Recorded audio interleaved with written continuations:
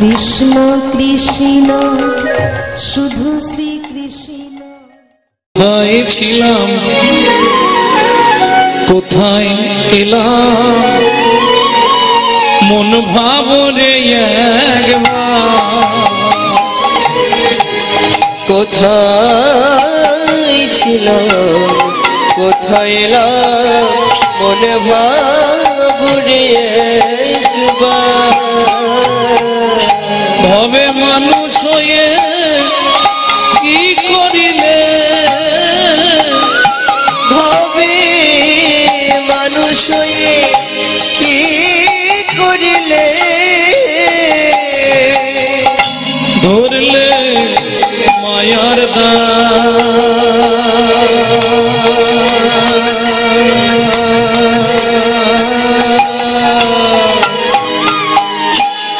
কোথায় ছিলাম কোথায় গেলাম মন ভাবরে একবার, কোথায় ছিলাম কোথায় এলাম মন ভাবরে একবার।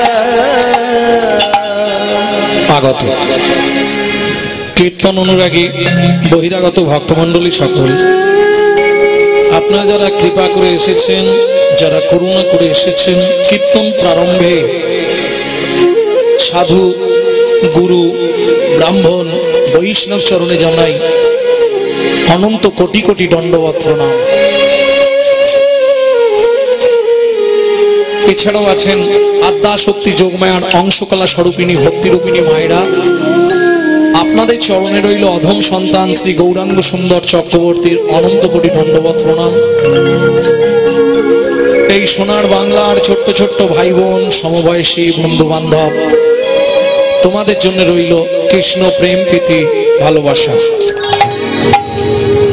এই মুহূর্তে যে পদাবলী কীর্তনটি আমরা আস্বাদন করছি, মাত্র 24 বছর বয়সে নদিয়ার নবদ্বীপ পরিত্যাগ করে, নিমাই গৌর হরি নাম ত্যাগ করে শ্রীকৃষ্ণ চৈতন্য মহাপ্রভু নাম নিয়ে আপামর জনসাধারণের হৃদয়ের মধ্য মুকুটমণি শ্রীকৃষ্ণ চৈতন্য মহাপ্রভু মায়ের কথা রাখতে নীলাচলে অবস্থানকালীন 12 বছর ছিলেন গম্ভীরায়। গোপন ঘরের খুব প্রয়োজন। শেষে তপন মিশ্রের ভাই কাশী বিশ্ব মহাপ্রভুকে গোপন ঘর দিলেন। আগেকার দিনে সোনা দানা মণিমাণিক্য রাখার জন্য একটি গোপন ঘর থাকতো। বাগান বাড়ি থেকে সেই সব বস্তু বাইরে টেনে ফেলে দিয়ে মহাপ্রভুকে ঘরটি দিয়ে দিলেন। মহাপ্রভু প্রশ্ন করলেন, এত দামি দামি জিনিস ভেতরে থাকার সত্ত্বেও ওগুলোকে বাইরে বার করে দিয়ে তুমি আমাকে ঘরটা দিচ্ছ কেন?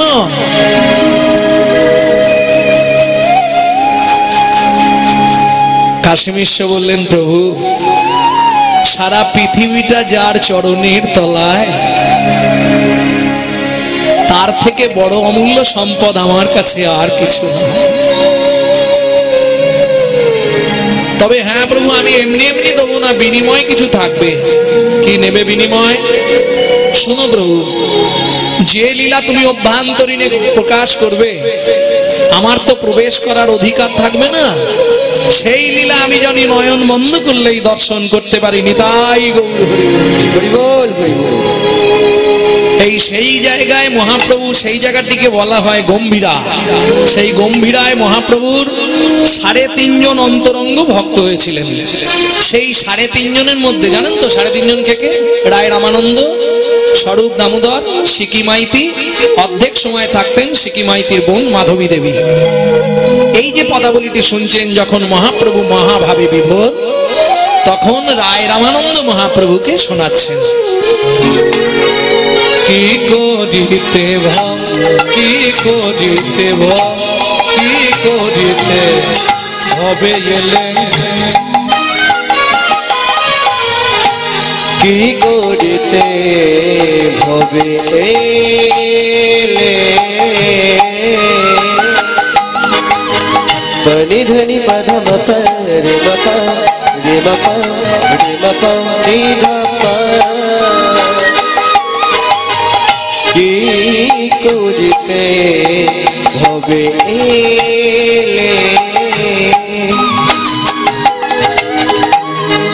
নি ধপা ধামা পমরে রে পপা মধরা মনি নীরা ধরে ননি ধপা রে ননি ধপা রে ননি ধপা কি করিতে হবে এলে মন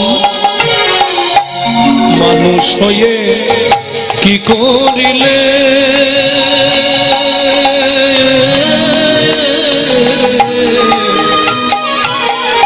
কামিনী কাঞ্চনে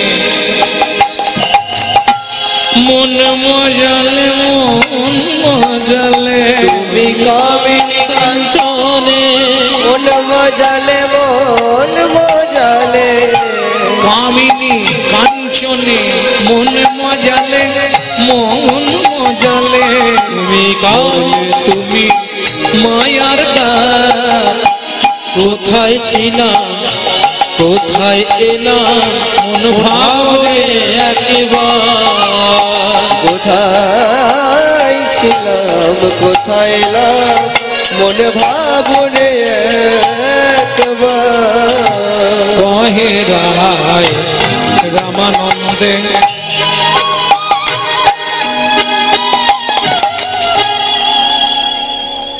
আপনাদের এদিকে বরাবর কীর্তন হয় তাই তো?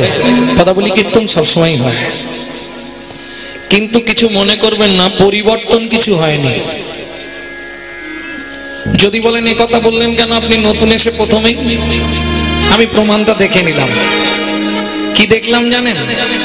যখন কোনো কীর্তনিয়া কোনো মহাজনের নাম বলবে, কোনো পদকর্তার নাম বলবে, কষ্ট করে তাকে একটা প্রণাম জানাতে হয়। এটাই হলো না। আপনি বলবেন আমরা কীর্তন শুনতে বসে তাকে প্রণাম করব কেন? আজকে যদি বিদ্যাপতি, চণ্ডীদাস, গোবিন্দ দাস, জ্ঞান দাস, দীনদাস, দুঃখী কৃষ্ণ দাস, শ্যামানন্দ দাস ঠাকুর, বাসুদেব ঘোষ মহাশয়, এরা যদি না আসতো, রাধা গোবিন্দের গোপন লীলা কথা আমরা কেউ জানতে পারতাম। এইবার প্রশ্ন হবে, বাবা গৌরাঙ্গ ওনাদের প্রণাম করলে কি হবে? ওনারা মহাজন, মহাজন গতশ্চ পন্থা, ওনারা কৃপা প্রাপ্ত হয়ে তবে পদ লিখতে পেরেছে অনুভব করে। কেউ দেখে লিখেছে, কেউ অনুভবে লিখেছে। তাহলে ওনাদের প্রতি গোবিন্দের একটা কৃপা আছে, মহাপ্রভুর কৃপা আছে। ওদেরকে প্রণাম করলে ওই কৃপা সিন্ধুর যদি এক বিন্দু তোমাকে দান করে দেয়, তাতেই তোমার হৃদয়ে কৃষ্ণ প্রেম ভক্তি লাভ। তাই গৌর হরিব কহে রায় রামানন্দে মন, এই মন মেতে রইলি সংসার আনন্দে। কহে রায় রামানন্দে তুই মেতে রইলি সংসার আনন্দে, ভুলে গেলি সেই পরমানন্দে।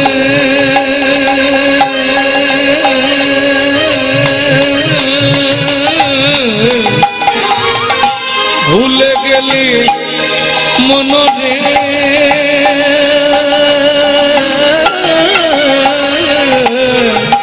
তুই ভুলে গেলি পরমানন্দে। কেমনে যাবি ভব পার, কোথায় ছিলাম কোথায় এলাম মন ভাবনে একবার। মন কোথায় ছিলাম কোথায় এলাম মন ভাবনে একবার। কীর্তন হচ্ছে তিন প্রকারের। কেমন? তিন প্রকার। গাছটা হচ্ছে তিনটে। কি কি? একটা হচ্ছে নাম কীর্তন, একটা হচ্ছে লীলা কীর্তন, আর একটা হচ্ছে সংকীর্তন। বোঝা গেল? নাম কীর্তনটা কি জানেন তো? এক নাম হয়, সেটা বিভিন্ন রকমের হতে পারে। প্রত্যেকটা কিন্তু নাম কীর্তন। যেমন দেখবেন কোন কোন আশ্রমে ভজনিতায় গৌরাদের শ্যাম চলে আমাদের আশ্রমে, আবার কোথাও হরে কৃষ্ণ নাম চলে, কোথায় জয় জগৎবন্ধু সুন্দরের নাম চলে। তারপরে ওই যে বলুন না কি ব্রহ্মচারী, বালক ব্রহ্মচারী রাম ও নারায়ণ নাম চলে, বিভিন্ন জায়গায় বিভিন্ন নাম চলে। এটা পুরো সবগুলোই নাম কীর্তন। কিন্তু মহাপ্রভুর যে নাম কীর্তন আদেশ সেটা হলো 16 নাম 32 অক্ষর। তাহলে নাম কীর্তন গেল। এইবার লীলা কীর্তন। লীলা কীর্তনে বিভিন্ন পর্যায় আছে। 3টে গাছ, ভক্ত লীলা, কৃষ্ণ লীলা আর গৌরাঙ্গ লীলা। বুঝা গেল? ভক্ত লীলা বিভিন্ন পর্যায়ে আছে, গৌরাঙ্গ লীলা বিভিন্ন পর্যায়ে আছে, আর কৃষ্ণ লীলা তো পর্যায়ে আমার মতো মূর্খের পক্ষে আলোচনা না করতে যাওয়াই ভালো। অগম নিগম বেদ সার, অগম নিগম জন্মটু শেষ পর্যন্ত কৃষ্ণের যা লীলা আছে। 22 খণ্ডে ভাগবত লিখলেন রাধা বিনোদ গোস্বামীজি, তিনি শেষ করতে পারলেন না, আর আপনি আমি তো তুচ্ছ, তাই না? অগম নিগম মানে যার কোনো কুল কিনারা নেই। বুঝা গেল? তবে আজকে একটু ঠান্ডা লেগে আছে, কারণ ভোরবেলা এসে পৌঁছে গেছি নদীর ঘাটে, আর খুব জোর হাওয়া, বাপরে প্রচন্ড হাওয়া। প্রথম তো বলছিলাম আমাদের সুব্রত বাবু তো ফোন বন্ধ রেখে দিয়েছে, ঘর পালি চল, ফোনে পাচ্ছি না। তারপরে ভাবলাম যদি চলে যাই তাহলে তো আসরটা হরি বল গালাগালি খেতে হবে, তাতে মহাপ্রভু রাগ করবে। তখন কি করবো, বাধ্য একটা গাড়ি ভাড়া করে আবার চলে এলাম। তবে এসে দেখছি সত্যি আমার জীবন ধন্য। যদি না আসতাম মনে হয় জীবনে বড় আবার একটা লস হয়ে যেত। এত সাধুগুরু বৈষ্ণবের পদরাজ। ওমা, আর্থিক জগতের জন্য যেমন সোনা দানা, টাকা পয়সা, বিষয় সম্পত্তি, 3টের একটা লুকিয়ে রাখবেন। আমি শিখিয়ে দিচ্ছি, হয় অনেক জায়গা জমি রাখবেন, দলিলগুলো লুকিয়ে রাখবেন, নালে অনেক টাকা রাখবেন, শেষ বয়সের জন্য লুকিয়ে রাখবেন, কাউকে বলবেন না। নালে 4টি সোনা দানা ঠোঙায় করে মুড়ে কোথাও রেখে দেবেন, কাউকে বলবেন না। এই শেষের দিকটা ওইটা দেখাবেন, ভাঙাবেন আর খাবেন। ওইটা যদি দেখে নেয় কোনো ছেলে বা ছেলের বউ, হায় হায় হায় হায়, তাহলে আপনাকে গুছিয়ে সেবা করবে, কোনো চিন্তা নেই। ঠিক পরমার্থিক জগতেও 3টে জিনিস যদি তোমার কাছে রাখতে পারো, সনাতন 33 কোটি দেবতা তোমার দ্বারে বাধা থাকবে, ভক্তির জগতে কারো দ্বারস্থ হতে হবে না। সনাতন গোস্বামী বললেন, প্রভু এই 3 তত্ত্ব জানার জন্যই তো আমি সাকর মল্লিক থেকে সনাতন। বলো না প্রভু কি সেই 3 তত্ত্ব? শুনবে সনাতন? ভক্ত পদ রজ, ভক্ত পদ ধৌত পদ ধৌত ভক্তির ভুক্ত অবশেষ, 3 সাধনার বল, 3 সাধনার বল। বোঝা গেল? আপনারা ভক্তজন সবাই মিলে চরণ ধুলি দেন, নিতাই গৌর হরি বল। তাহলে এইবার চলুন শ্লোকটার ব্যাখ্যাটা শুনে নিন। চিরাদ দত্তং নিজ গুপ্ত বিত্তং। দেখবেন বাবা মার যদি অনেক ছেলে মেয়ে হয়, বাবা কিংবা মা, ইকোটা একটু কমিয়ে রাখুন, একটু বাবা কিংবা মা ছোটটাকে একটু বেশি ভালোবাসে, এটা স্বীকার করতে হয় প্রত্যেককে, তাই না? এই যে চিরাদ দত্তং নিজ গুপ্ত বিত্তং, আস্তে ও চম্পার মা আস্তে, এটা হরিবাসর মাথায় রেখো। সারা রাত হরিনাম শুনলে 25 ভাগ পুণ্য সঞ্চার হয়, মনু সংহিতা বলছে। আর হরিবাসরে একটা আন কথা বললে 75 ভাগ মহাপাপ হয়। জয় রাধে। তাহলে চিরাদ দত্তং নিজ গুপ্ত বিত্তং, আস্তে বিত্তংটা যারা পড়াশোনা করেছেন 3টে সমাস করুন, বিত্তং, নৈবিত্তং, উদ্বিত্তং। বোঝা গেল? বিত্তং মানে বৃত্তি, বৃত্তি মানে কর্ম। তাহলে প্রথম আমাদের জানতে হবে মনুষ্য জীবনের কর্ম কি, কর্তব্য কি। বলে কেন? সকালে উঠলাম, রান্না করলাম, খেলাম দিলাম, সারাদিন ঘরের কাজ করলাম, আবার বিকেল হয়ে গেল, আবার রান্না চাপালাম, রাতে খেলাম দিলাম, শুনলাম, সকাল হয়ে গেল। এই কি বাবা, তাই না? সকালে উঠলাম, গান্ধীজিকে আনতে হবে যেখান থেকে ধরে ছুটাছুটি শুরু করলাম, চলে গেলাম, গান্ধীজিকে ধরে নিলাম, তাকে ভাঙিয়ে সংসার চালাই, তো ব্যাপার, এ তো কি আছে। বাহ, এটাই কি আপনার কর্তব্য? তাহলে একটু বলবো, যদি অনুমতি দেন বলবো, এটাই কি আপনার কর্তব্য? কিং কর্তব্য বিমূঢ়? না, এটা যদি কর্তব্য হয় তাহলে পশুর সঙ্গে আপনার কোনো তফাৎ নেই। আমি চ্যালেঞ্জ দিয়ে বলছি, পশুর সঙ্গে আপনার কোনো তফাৎ নেই। কেন? কুকুর ভাত খায়, খায়। মানুষ তুমি ভাত খাও, খাই। কুকুরের সংসার আছে, মানুষ তোমারও সংসার আছে।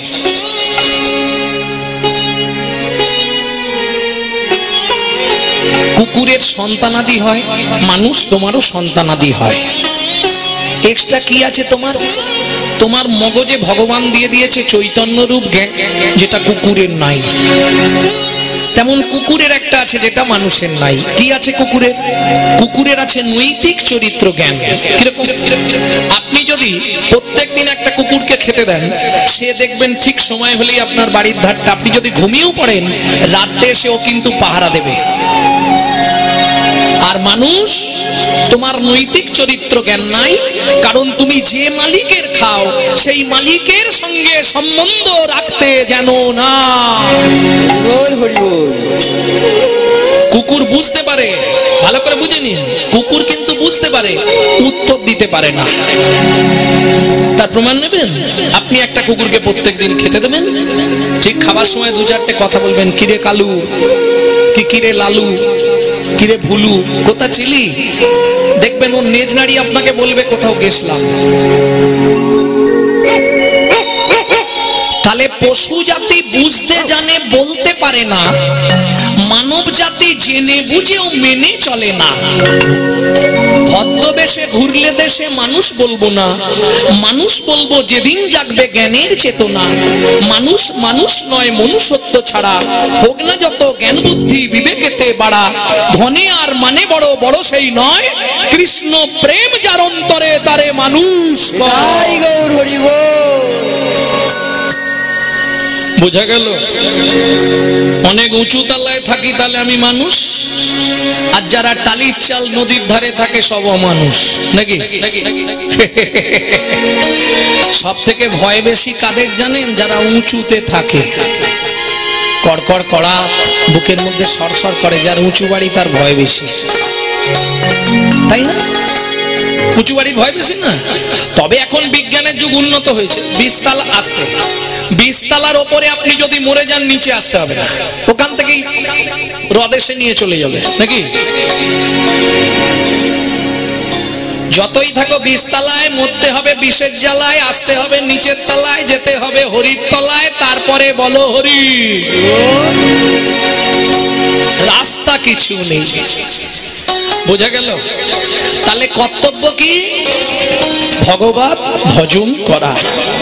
আস্তে কেন ভগবত ভজন করব না? অসার কলু সংসার সার হরি পদাম্বুজম। আস্তে ছোট করো, অসার কলু সংসার। কলু সংসার বললেন কেন? এখনকার দিনে যেমন মা মেশিন হয়ে গেছে, নারকেল পিসাই করা হয়, সরষে পিসাই করা হয়।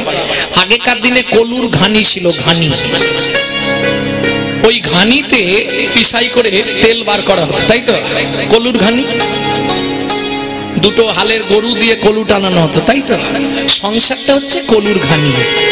তুমি খেটে খেটে খেটে খেটে খেটে খেটে শেষ হয়ে যাবে, কিন্তু বিনিময়ে কিছু নাই। দেখবে যে ছেলেগুলোকে মানুষ করার জন্য তুমি তিল তিল করে যথা সর্বস্ব হারালে, যে ছেলে মেয়েগুলোকে মানুষ করতে গিয়ে তোমার জীবনের অর্ধেক স্বপ্ন তুমি বিসর্জন দিয়ে দিলে, যে ছেলে মেয়েগুলোকে মানুষ করতে গিয়ে তোমার যৌবনটাকে তিল তিল করে ধ্বংস করলে, সেই ছেলে মেয়েটাই মুখের সামনে দাঁড়িয়ে বলবে তুমি আমার জন্য কি করেছো।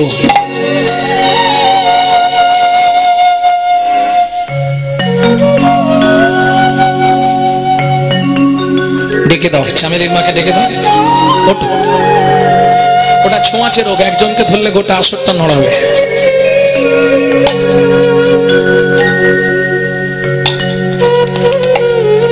তাই না? একটু ভাবুন, কে তোমার স্ত্রী?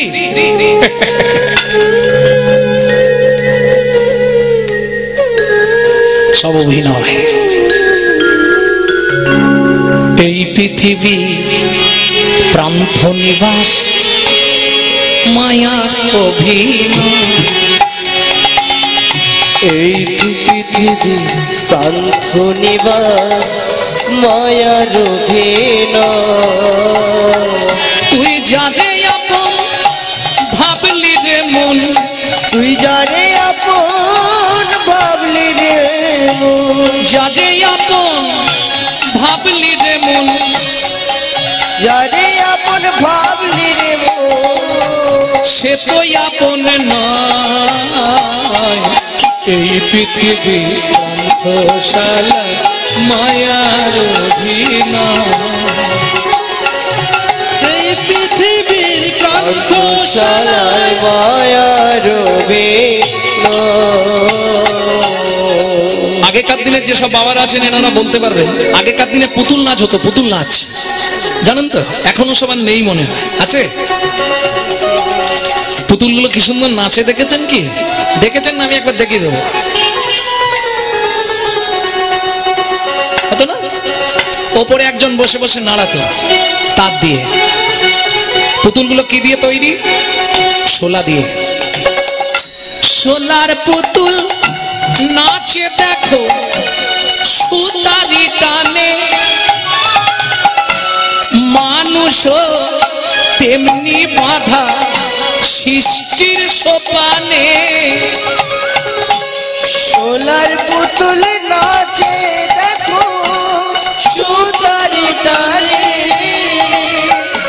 মানুষ সৃষ্টি তেমন সৃষ্টির টানে। একজন হাত তুলুন তো, পুতুল নাচ সরাসরি দেখেছেন? দেখেছেন? বাহ, ও বাবা, অনেকে দেখেছেন। আচ্ছা, যখন অভিনয় শেষ হয় তখন তাকে কি করে?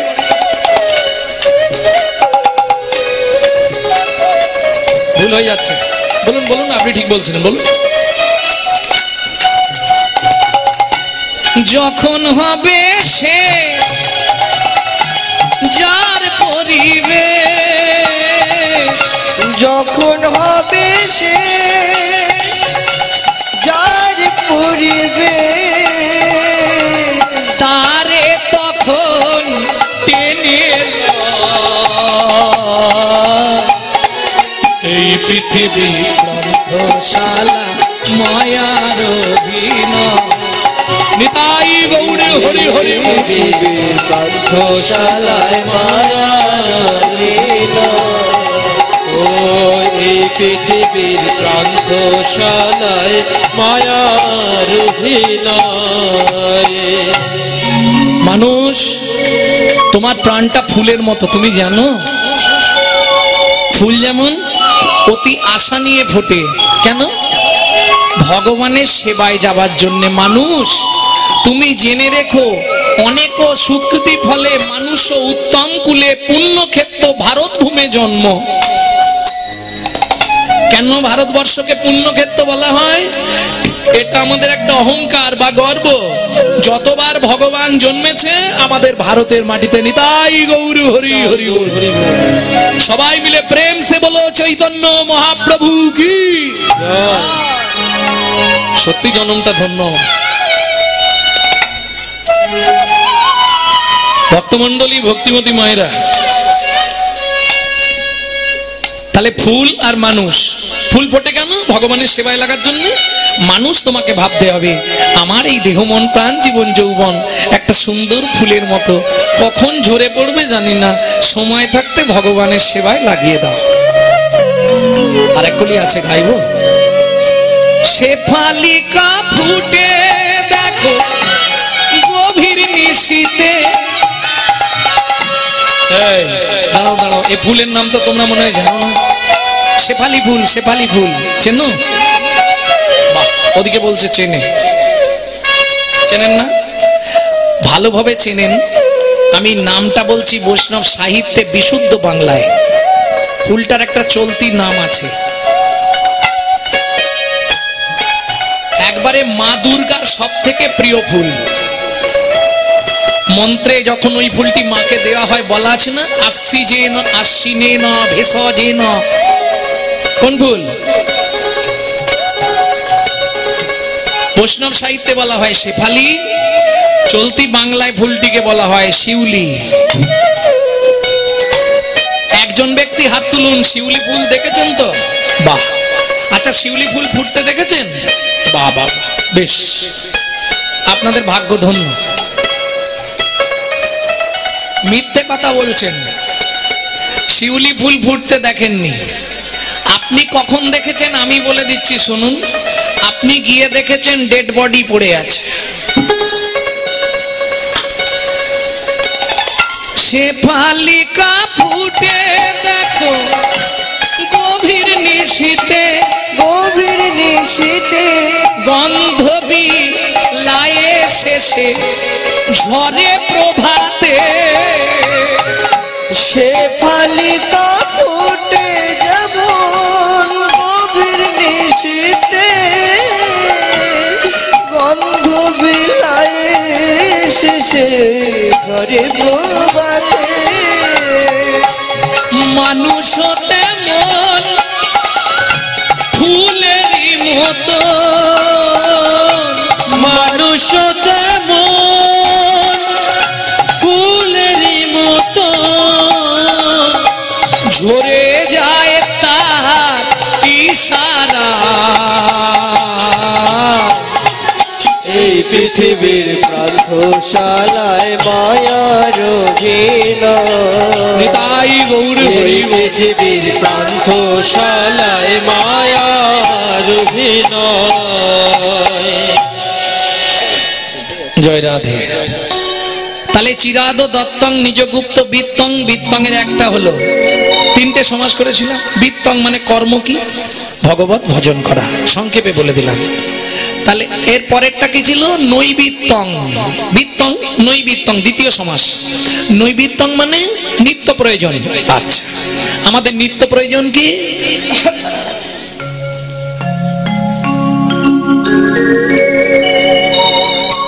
আহার নিদ্রা প্রথমেই দরকার। তুমি যত যাই বলো বাবু, একদিন দুদিন তিন দিন চলবে, 4 দিনের দিনে মাল লগ হয়ে যাবে। কি? আচ্ছা, আমার কথা বাদ দাও। এখানে তো অনেক বাবাজিদের দেখছি যারা একাদশী নিশ্চয়ই করে। জিজ্ঞেস করুন একাদশীর পরের দিন কি মনে হয়?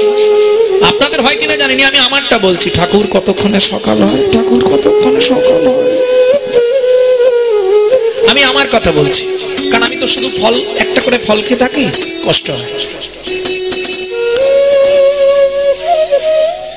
কারণ মানুষের আহারটা খুব প্রয়োজনীয়, এবং বিশেষ করে বাঙালি হচ্ছে ভোজন রসিক।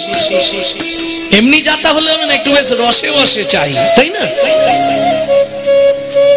এটা অন্য কোনো জায়গায় হবে না। অন্য কোনো জায়গায় যা হলো হলো, পেট তো হচ্ছে, কিন্তু বাঙালিদের কাছে ওটা হবে না। বাঙালির ভোজন রসিক, এদের বেশ 4-5টা পদ চাই, গুছিয়ে একটু বেশ আস্তে। কিন্তু মুশকিলটা কোথায় জানেন? আমরা যে আহারগুলো করছি, যে খাদ্য খাবারগুলো খাচ্ছি দেহের জন্য, দেহির কথা কেউ ভাবছি না। বোঝা গেল? বুঝলেন না তো? দেহটাকে ঠিক রাখার জন্য আমরা আহার করছি, খাচ্ছি ভালো মন্দ করে, কিন্তু দেহের ভেতর একজন যিনি বসে অর্গানাইজ করছেন, ওই যে হাসলেন এক্ষুনি ঠিক করে, ও তিনি সেখান থেকে খুললেন, তবে হবে। ভেতরে বসে বসে সুইচ মারছে, তবে নড়ছে। এই যে আমি বলছি, সেখান থেকে সুইচ মারছে, তবে নড়ছে। এনার নাম হচ্ছে আত্মারাম। এই আত্মারাম কিন্তু জড়জি জাগতিক ভাত ডাল তরি তরকারি খায় না, তার খাবার হলো বিশুদ্ধ হরি নামামৃত সুধারস। এইবার প্রশ্ন হবে, বাবা গৌরাঙ্গ বিশুদ্ধ বললে কেন? ওমা, জলকে পরিতৃপ্ত করলে শুদ্ধ হয়, শুদ্ধকে আবার পরিতৃপ্ত করলে বিশুদ্ধ হয়, একদম ফিল্টার, তাই তো? তাহলে বিশুদ্ধ বললাম কেন? ডক্টর বিধানচন্দ্র রায় বলতেন, দুধ খেলে শরীরের 32 রকম রোগ ভালো হয়। আরে এখন জল দিতে হবে না, থাক, এই সবে তো গান শুরু হলো, এখনই জল তেষ্টা লেগে গেল।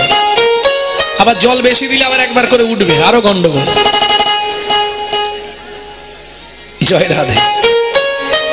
ভক্তমন্ডলী, ভক্তিমতী মায়েরা, ডক্টর বিধানচন্দ্র রায় বলছে দুধ খেলে শরীরের 32 রকম রোগ ভালো হয়। কথাটা খুব মন দিয়ে শুনবেন। কিন্তু দুধটা যদি বিড়ালের মুখ দেওয়া হয়, উপকার হবে? চৈতন্য চরিতামৃতে একটি কথা আমরা খুব ফেলে চলে যাই কীর্তনিয়ারা, আপনি আচরিয়া ধর্ম জীবেরে শিখাও, আপনি না আচরিলে ধর্ম জীবে শেখানো না যায়। কীর্তনিয়ারা হচ্ছে সব প্রদীপের মতো, ওপরে আলো ভেতরে নিজেরই অন্ধকার। বললাম কিছু মনে করবেন না, আমি এরকমই বলি, সত্যিটা তো সত্যি না। তাহলে দুধ খেলে শরীরের 32 রকম রোগ ভালো হয়। যে হরিনামে গাছ নাচলো, মরা বাজলো, কুষ্ঠ ব্যাধি মোচন হলো, দাক্ষিণাত্যের পথে গলিত কুষ্ঠ বাসুদেবের কুষ্ঠ চলে গেল 1 সেকেন্ডে, সেই হরিনামে এত করছি কাজ হচ্ছে না কেন? মালটা কি এক্সপায়ার হয়ে গেল নাকি? না, ব্যাপারটা কি হয়েছে জানেন? ব্যাপারটা হচ্ছে হরিনাম তখনই ক্রিয়া করবে যদি বিশুদ্ধ বৈষ্ণবের মুখের হরি কথা হয়, তবে তার ক্রিয়া হবে।